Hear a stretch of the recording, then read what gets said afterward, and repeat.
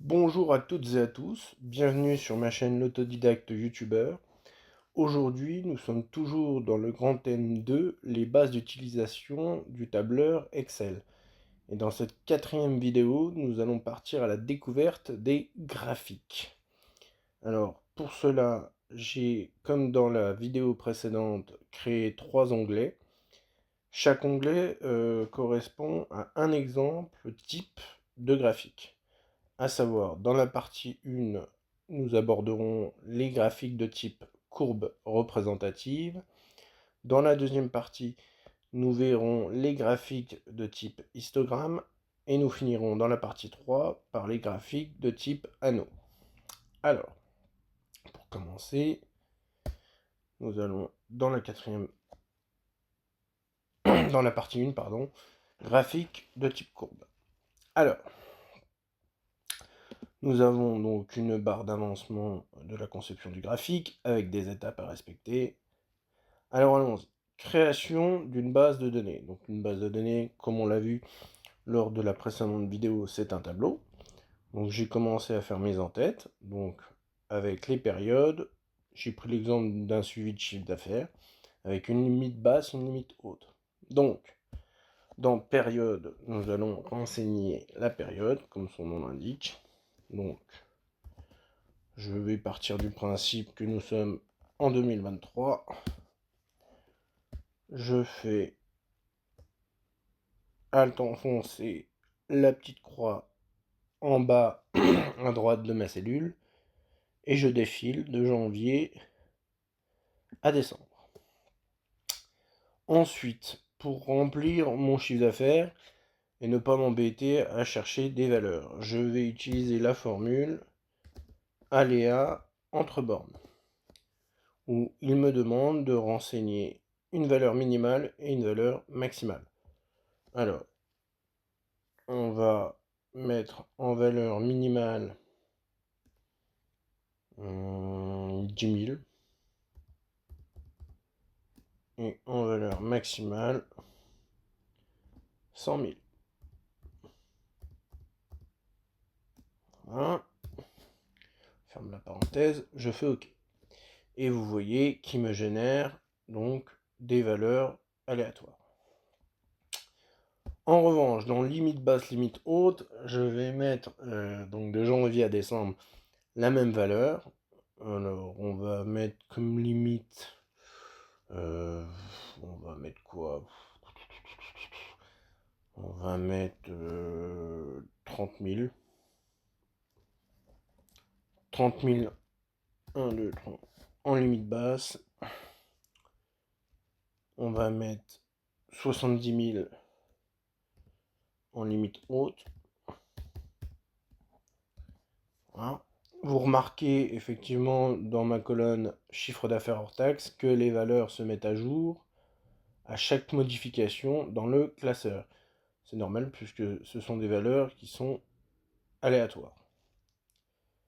Donc, ici, je double-clique à l'aide de la petite croix en bas à droite de ma cellule.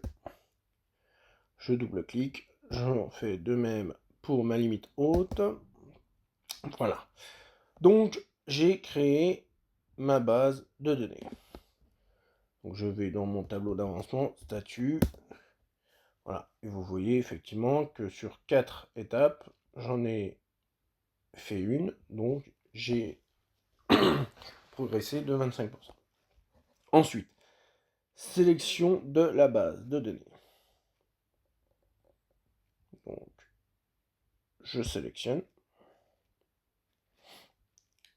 Alors, attendez. Petite pause. Je regarde juste le niveau de batterie.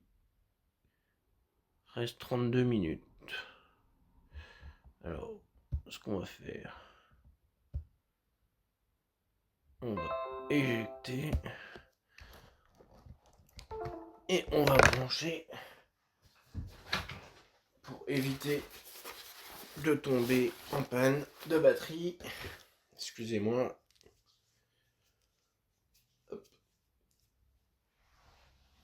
Alors, je branche la batterie ici.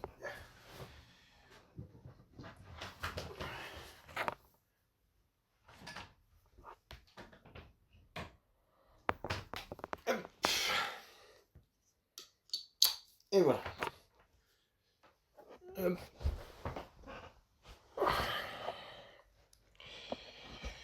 Je vérifie que ça charge. 1% disponible, branché. Ok, très bien. Excusez-moi. Donc, sélection de la base de données. Ça, il suffit de la sélectionner, donc c'est ok. Choix et insertion du graphique. Donc, je sélectionne. Je sélectionne ma base de données. Je vais dans insertion. Dans insertion, nous avons dans la rubrique graphique, donc insérer un graphique en courbe. Je clique sur la petite flèche et je vais chercher mon graphique. Vous voyez donc qu'il m'a inséré ce graphique. Je le décale. Donc, choix du graphique, choix et insertion d'un graphique type courbe, c'est fait. Voilà, donc ça marche, le graphique est dynamique puisqu'il correspond aux valeurs de mon tableau qui sont elles-mêmes dynamiques. Ensuite, il nous reste à faire le paramétrage du graphique. Alors, le titre du graphique, je vais mettre évolution du chiffre d'affaires hors taxe. Ensuite, je vais donc, vous voyez qu'il m'a mis donc en légende, la courbe bleue correspond au chiffre d'affaires hors taxe, la courbe orange c'est la limite basse, la courbe grise, la limite haute. Tout ça, tout ce qui correspond, qui constitue le graphique, je peux le modifier. Donc nous avons modifié le titre du graphique. Maintenant, je vais dans création de graphique et je décide d'en choisir un autre. Moi, par exemple, je choisis celui-ci. Ensuite, dans le petit plus, élément de graphique, vous cliquez dessus. Si ça veut bien fonctionner. Voilà. Donc ici, élément du graphique, vous avez axe, titre des axes, etc. Donc, dans axe. Non, moi c'est pas axe que je veux, c'est pas étiquette, c'est CCC. Titre du graphique. Légende. Donc la légende, je la veux en bas. Non, pas en bas. En haut. Voilà. Ok, très bien. Ensuite, je veux mes étiquettes de données. Alors, on va mettre... On va faire autrement. On va y aller courbe par courbe. Ici. Alors, courbe par courbe. Je veux mes étiquettes sur 1. Ensuite, sur celle-ci, je veux... Alors, je vais sélectionner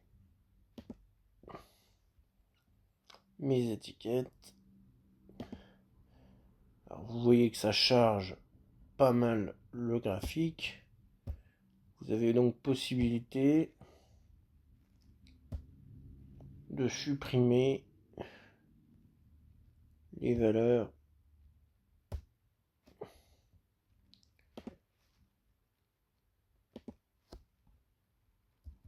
voilà, 70 000, 70 000. 70 000.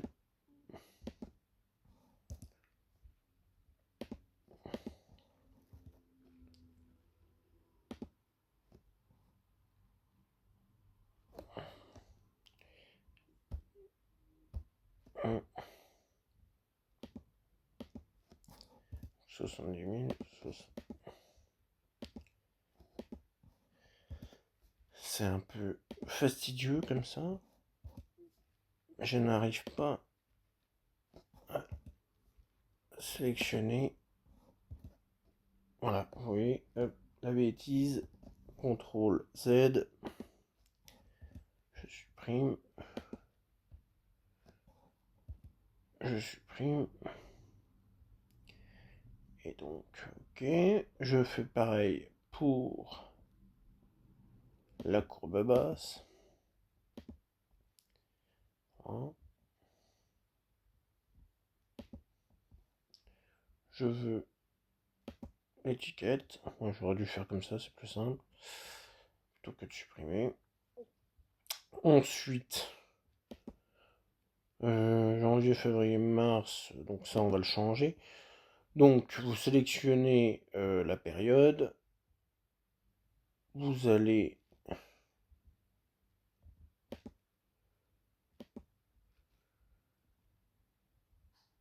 dans légende. Autre option.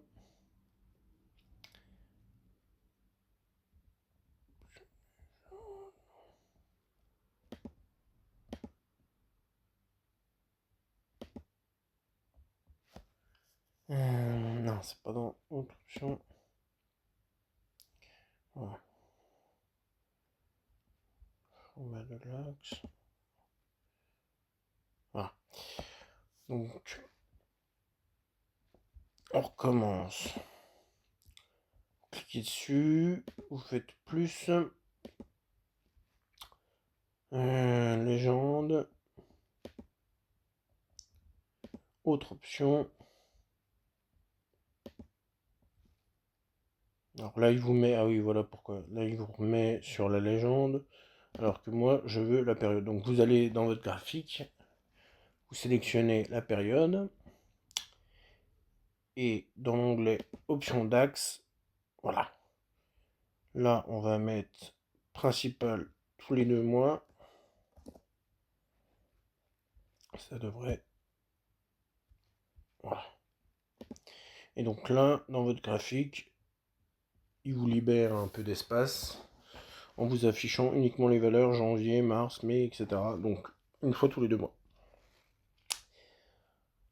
Ensuite, donc, bon, ça, je peux le laisser comme ça. Oui, non, c'est bien. Voilà. Hop. Vous faites lisser. Donc, paramétrage, c'est terminé. Voilà. Donc, et vous voyez effectivement à chaque modification, quelle que soit la modification, dans votre classeur, avec la fonction aléa, ça va changer les valeurs automatiquement. Et donc, voilà, le graphique type courbe terminé. Alors, voilà, c'est mieux comme ça. Voilà, donc cette première partie, à savoir les graphiques type courbe, est terminée à 100%, puisqu'on a réussi à faire toutes les étapes. On sauvegarde. Ensuite, dans une deuxième partie, donc graphique type histogramme. Donc cette fois-ci, création d'une base de données. J'ai commencé les mois au EDF gaz, parce que je veux faire un suivi de facture d'énergie. Alors, dans mois, c'est pareil, je reprends ma période de 2023. Pourquoi il me le met comme ça?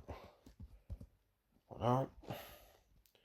Je clique sur janvier, je me situe en bas à droite de ma cellule avec la petite croix. je maintiens Alt enfoncé, je clique et je descends jusqu'à décembre 2023. Ensuite, donc, d'en haut, pareil, pour ne pas chercher des valeurs aléatoires, j'utilise la formule aléa entre bornes. En valeur minimale, je vais mettre pour l'eau entre 50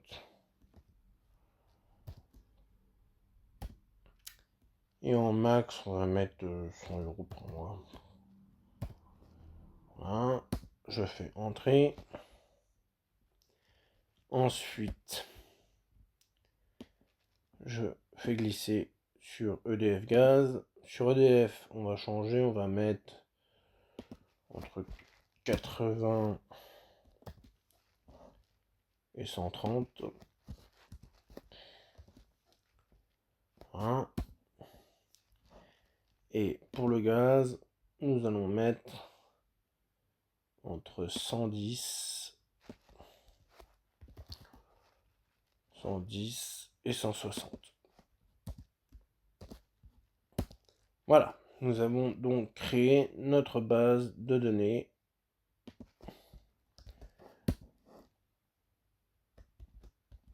Voilà, donc 13% d'avancement. Duplication de la base de données source. Oui, parce que vous allez voir, on va faire quelque chose d'assez particulier. Donc, je sélectionne. Je fais CTRL-C. Je me mets en cellule K1. CTRL-V. Je vais changer de couleur de tableau pour faire les distinguos. Voilà, donc dupliquer, c'est fait. Ensuite, création de cases à cocher. C'est pour ça que je duplique mon tableau source. C'est en rapport avec les cases à cocher. Donc, je vais grouper cette plage de cellules déjà.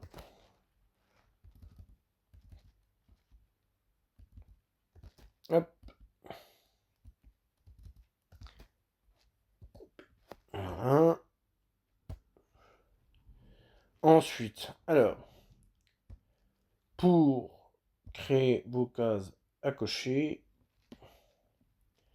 alors, on va déjà faire un cadre pour avoir plus facile pour insérer les cases à cocher. Voilà. Dans l'onglet développeur, si vous n'avez pas l'onglet développeur, petit rappel, vous allez dans Fichier, dans Options, vous allez dans Personnaliser le ruban, vous allez dans Onglets principaux, et là vous avez donc l'onglet développeur, vous cliquez dessus, vous cliquez sur Ajouter, bon moi je l'ai, donc il n'y a pas de souci, et ensuite vous cliquez sur OK. Donc dans l'onglet développeur, vous allez sur Insérer, contrôle de formulaire, vous choisissez case à cocher, vous dessinez votre case à cocher, vous faites un clic droit, modifier le texte. Alors, en texte, vous reprenez vos intitulés de colonne. Donc on a O.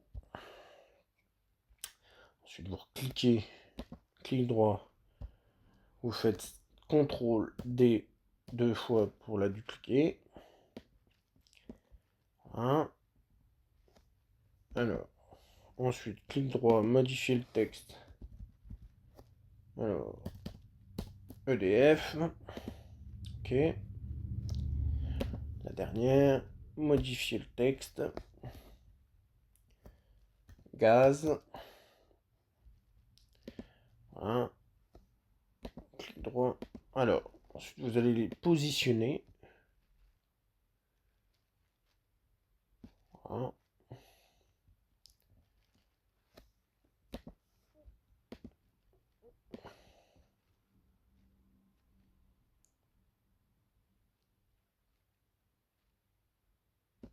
Voilà. La dernière.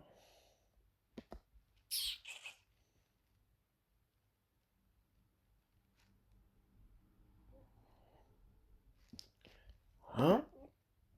Ensuite, donc, il faut affilier une cellule à chaque case à cocher. Donc, vous faites un clic droit sur la case à cocher, format de contrôle, cellule liée. Alors, pour O, on va mettre la cellule L17. Je fais entrer, je fais OK. Clic droit sur case à cocher EDF, pareil, format de contrôle, cellule liée, vous faites M17,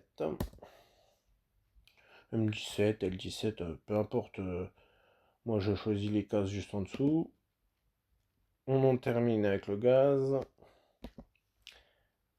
format de contrôle, avec N17, OK, OK. Si maintenant je coche sur O, il me met un vrai. Si je coche sur EDF, il me met un vrai. Si je coche sur gaz, alors pourquoi il veut pas me cocher sur gaz? Voilà. Ah oui, parce que mes cases à cocher sont très longues. Ok, donc si je décoche,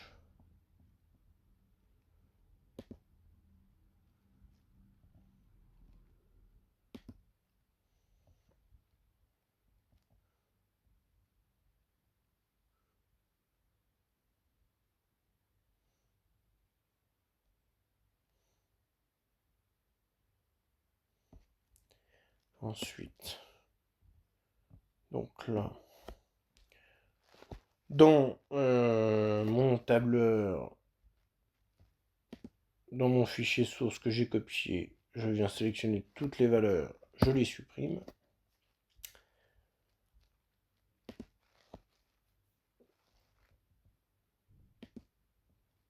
Voilà, je les supprime.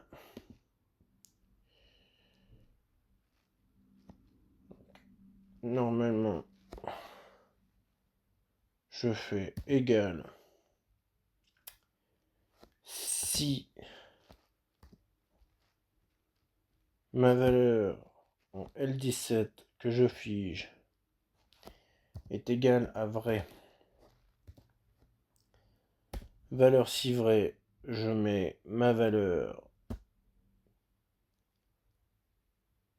en G2 dans mon premier tableau. Valeur si fausse, je ne mets rien. Je ferme la parenthèse, je fais entrer.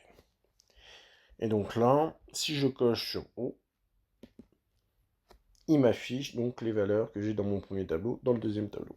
Et si je décoche, il m'affiche rien. Donc, on fait de même pour EDF et gaz. Donc dans EDF, à la place de L17, je fais M. Et dans gaz, à la place de L, je fais N. Et je fais entrer. Donc là, il me les affiche normal parce que c'est coché. Voilà. On va rectifier un peu les tailles des cases. Voilà.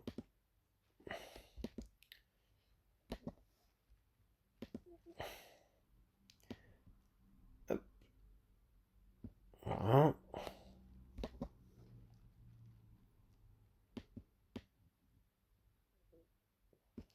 Voilà. Donc, on vérifie. Je décoche O, j'ai plus de valeur. Je décoche EDF, j'ai plus de valeur. Je décoche gaz, J'ai plus de valeur. Je coche gaz, ça marche. Je coche EDF, ça marche. Je coche eau, ça marche.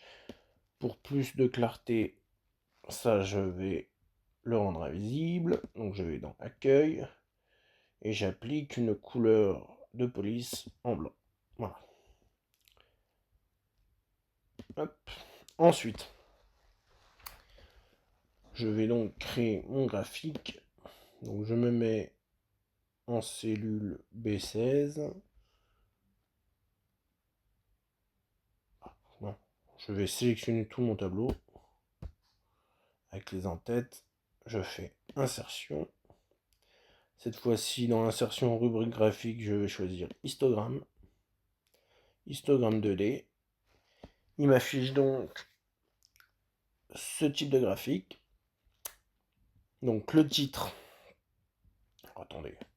Hop. Donc création des cases à cocher, c'est fait.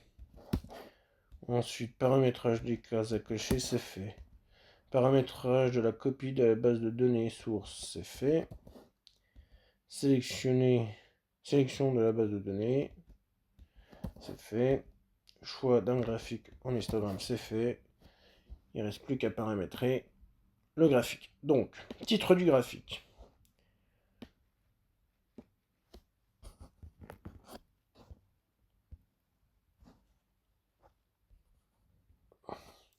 Titre du graphique, on va mettre évolution des factures d'énergie. Voilà. Ok. Ensuite, création d'un graphique. Je vais en choisir un autre. J'aime bien ce type de graphique là. Je trouve que ça rend pas mal. Donc ensuite, qu'est-ce qu'on va modifier?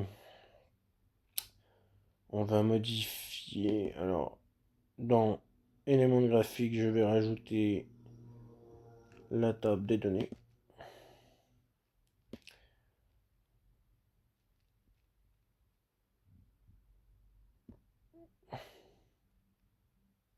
Non.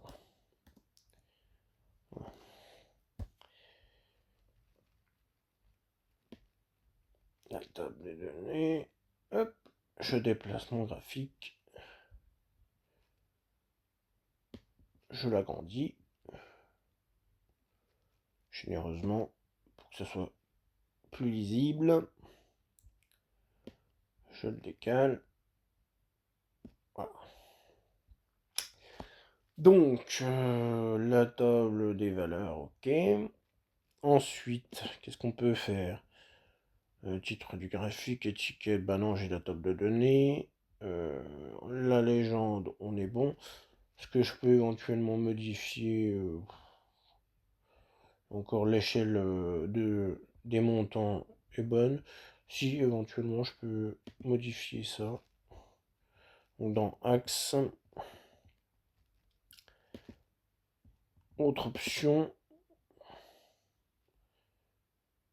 Donc là, il m'a bien laissé sur mon axe les mois. Pareil, principal, je vais mettre tous les 2 mois. Voilà. Voilà, ça m'affiche correctement les choses. Donc dans la table en revanche des données, ça m'affiche tous les mois, c'est très bien. Ouais, c'est pas mal comme ça. C'est pas mal comme ça. Et donc effectivement, on reprend les cases à cocher. Si je décoche haut, vous voyez que sur mon histogramme, de façon dynamique, il vient me supprimer mes barres en ce qui concerne l'évolution des factures d'eau. Si je recoche, il me les remet. Pareil pour EDF. Et pareil pour le gaz. Voilà. Paramètres du graphique. C'est terminé. Voilà. Donc ça, c'est un deuxième type de graphique. Donc les histogrammes. Nous allons passer donc à la dernière partie de la vidéo, à savoir les graphiques anneaux. Alors, nous sommes donc dans la troisième partie, Graphicano. J'ai le début de ma base de données avec les rubriques tâches, définition des tâches et le statut. Donc, dans tâches, je vais entrer le chiffre 1. Je reviens dessus. Je fais Alt, L, E accent grave et S pour créer une série. Alors, je veux une série en colonne de type linéaire et ma dernière valeur, je vais mettre 10. Voilà, donc il me crée un tableau avec 10 lignes, donc 10 tâches. Alors les tâches, définition de tâches, on va pas chercher midi à 14h. Tâche 1, je valide. À l'aide de ma petite croix en bas à droite de ma cellule, je clique, je reste enfoncé, je descends jusqu'à la 10e ligne. Voilà, j'ai ma définition de toutes mes tâches. Dans statut, alors c'est là où c'est le plus long. Donc déjà, attendez, création d'une base de données, c'est fait. Choix insertion graphique, on verra après. Donc dans statut, il faut deux choses. Il faut déjà une mise en forme conditionnelle. Donc vous avez dans mise en forme conditionnelle, jeu d'icônes, autre règle. Alors là, vous gardez donc mettre en forme toutes les cellules d'après leur valeur. Là, vous gardez l'option jeu d'icônes. Moi, personnellement, le style d'icône, je choisis ceci.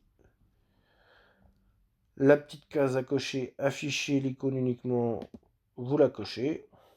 Ensuite, en fonction de vos icônes, doit correspondre une valeur. Donc, la valeur est un nombre.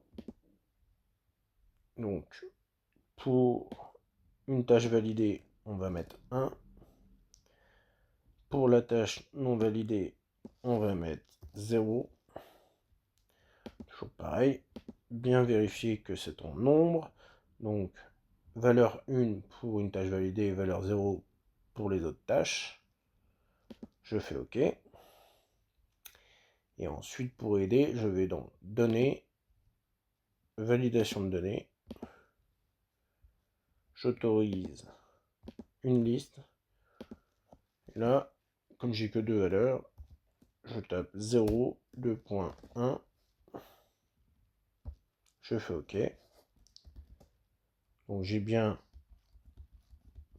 ma liste déroulante. Si je fais 0, il m'affiche le point d'exclamation. Si je fais 1, il m'affiche la coche validée. Donc, je me situe en bas, je me mets en bas à droite de ma cellule, je double-clique, et il m'en fait de même pour toutes les autres cellules du tableau. Alors, ceci étant fait, on va se mettre en cellule B11. Vous allez dans Insertion. Dans la rubrique graphique, vous faites Anneau. Alors là, effectivement, il n'y a rien, c'est normal. Ici, au préalable,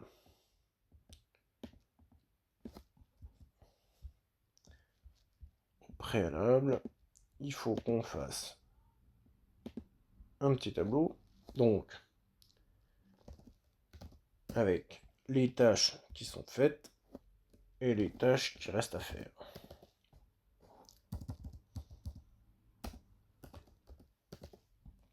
Hein. Alors, les tâches qui sont faites, quelles sont-elles? Donc, vous rentrez la formule égale, vous faites la somme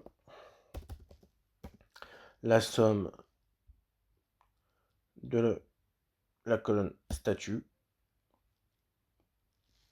puisque la colonne statut cachée derrière des icônes, ce sont des valeurs numériques, comprises entre 0 et 1, donc il va faire la somme de ces valeurs numériques, que vous divisez par nombre de valeurs, donc mbval, mbval de quoi?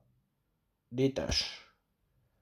Ça va compter donc le nombre de tâches à effectuer au total. Vous fermez la parenthèse, entrée. Donc là, comme il n'y a aucune tâche qui a été faite, on est à 0%. À faire, c'est très simple, c'est égal 1, qui représente la totalité des tâches,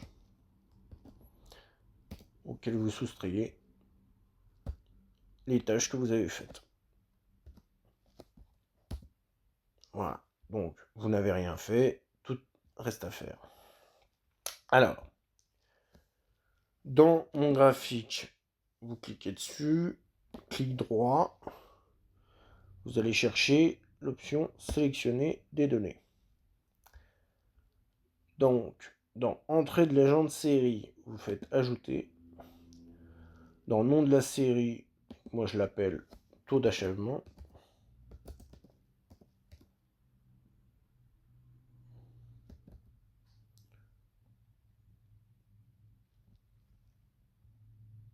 Taux d'achèvement. Faites OK.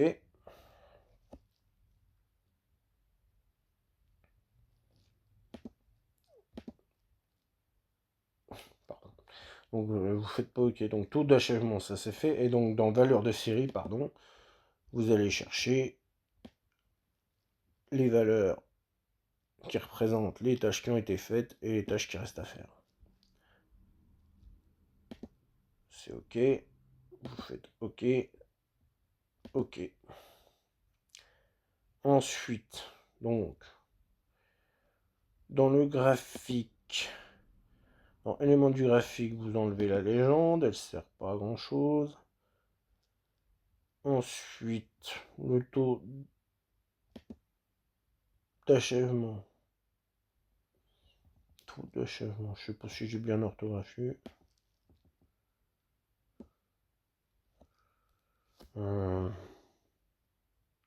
Si on va le laisser comme ça. Donc, vous cliquez sur le titre. Moi, je décide de le mettre en gras. Je décide de le mettre en vert. Je le souligne. OK. Entre-temps, donc choix et insertion du graphique, c'est fait. Ensuite, vous cliquez sur votre anneau. Vous faites clic droit.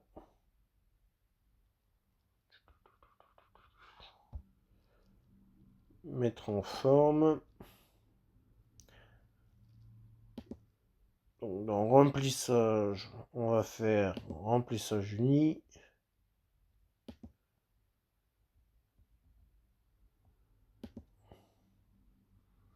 OK.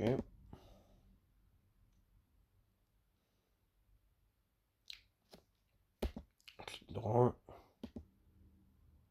sur les données.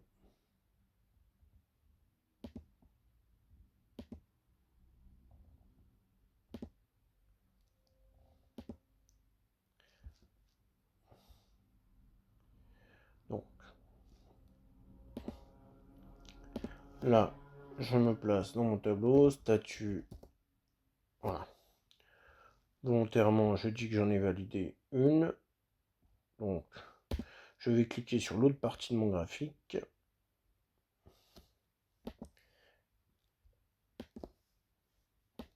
Clic droit, mettre en forme, remplissage. Et là, je choisis une couleur plus claire. Voilà, ouais, c'est bien. Voilà. Donc, je reviens dans mon tableau. Je remets à 0. Voilà. Vous voyez que ça prend forme. Ensuite, pour finir, pour plus de clarté, savoir où on en est, on va sélectionner, on va faire insertion, une zone de texte. Alors, vous allez au centre de votre cercle.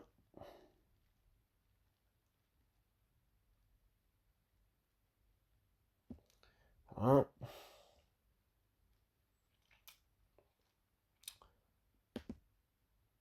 Dans cette zone de texte, vous allez donc dans la barre de formule, vous faites égal, et vous allez chercher la valeur des tâches qui ont été faites.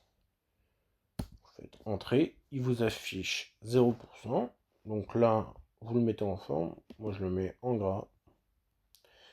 Je le mets en vert. Et je mets la police 32, c'est bien. J'ai dit que je le voulais en gras. Et je le centre. Voilà. Donc, on fait un test. Je reviens dans mon tableau de tâches. Si la première, je la valide. Voilà, il me met 10%, c'est très bien. Ok, donc je retourne dans ma zone de texte. Je fais format de forme. Donc dans remplissage, je veux aucun remplissage. Contour, sans contour. Pareil pour le graphique. Création de graphique, non, c'est pas ça. C'est mise en forme. Remplissage, aucun remplissage. Contour, sans contour. Voilà. Ok, et donc je vérifie. La deuxième tâche, je la valide, je passe à 20%. La troisième, je la valide, 30%. Quatrième, 40. Cinquième, 50. Sixième, 60. Septième, 70. Huitième, 80. Neuvième, 90. Et dixième tâche effectuée, je suis à 100%. Pour plus de clarté, donc le fait et à faire, vous les sélectionnez, vous mettez une couleur de police blanche, comme ça, vous ne le voyez pas. Et voilà, vous avez donc votre graphique anneau qui représente, au même titre que cette barre de progression, qui représente votre barre de progression par rapport aux listes de tâches que vous avez effectuées. Voilà, cette vidéo est maintenant terminée. J'espère qu'elle vous a plu. Si elle vous a plu, n'hésitez pas à la liker, à la partager, laissez un pouce bleu, laissez un commentaire. Et je vous dis simplement à une prochaine vidéo.